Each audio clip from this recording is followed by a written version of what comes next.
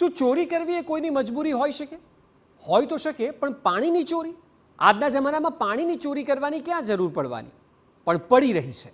સુરેન્દ્રનગરના ખેડૂતોને સિંચાઈનું પાણી નથી મળી રહ્યું. હજાર વાર રજૂઆતો કરી, પરંતુ પાકને બચાવવા માટે પણ પાણી નથી મળતું. એટલે ન છૂટકે ખેડૂતોએ પાણીની ચોરી કરવી પડી રહી છે. કેવી રીતે અને શું છે આખો મામલો, એ જાણીએ.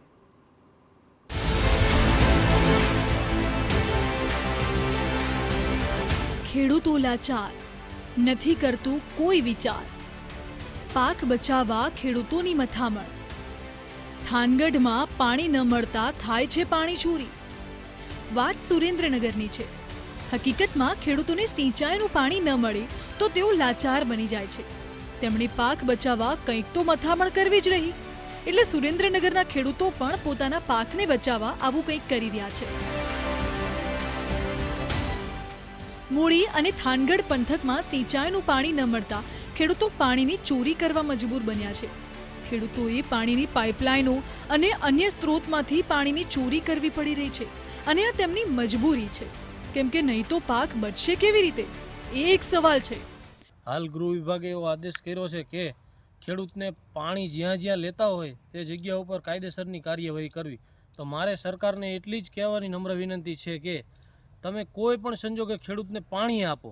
જો તમે પાણી આપશો તો ખેડૂત કંઈ કરવાનો જ નથી ચોરી બોરી. હવે તમે પાણી પોતાનું પાક પોતાના દીકરા કરતાંય વાલો હોય અત્યારે ખેડૂતને. હવે ખેડૂતે મોંઘા બિયારણ લીધા હોય, એ પાક બચાવવા માટે સ્વાભાવિક છે કે ખેડૂત ગમે એ કરે એમ. તમે કોઈ પણ યોજના થકી ખેડૂતને પાણી પહોંચાડો, ગામડે ગામડે ખેડૂતને પાણી પહોંચાડો, તો ખેડૂત આ પગલું ભરવાનો જ નથી. મહત્વનું છે કે ગૃહ વિભાગે પાણી ચોરી કરનારા સામે પાસા હેઠળ કાર્યવાહી કરવા જિલ્લા કલેક્ટરને આદેશ આપ્યા છે. ત્યારે બીજી તરફ ખેડૂતોને સિંચાઈનું પાણી ન મળતા લાચાર બન્યા છે. તો આ તરફ ખેડૂતોનું કહેવું છે કે સિંચાઈના પાણીની ભારે સમસ્યા છે. જો સિંચાઈનું પાણી મળે તો તેમને પાણીની આ રીતે ચોરી કરવાની કોઈ જરૂર જ નથી. હવે ખેડૂતો સિંચાઈનું પાણી પૂરું પાડવામાં આવે તેવી માંગ કરી રહ્યા છે.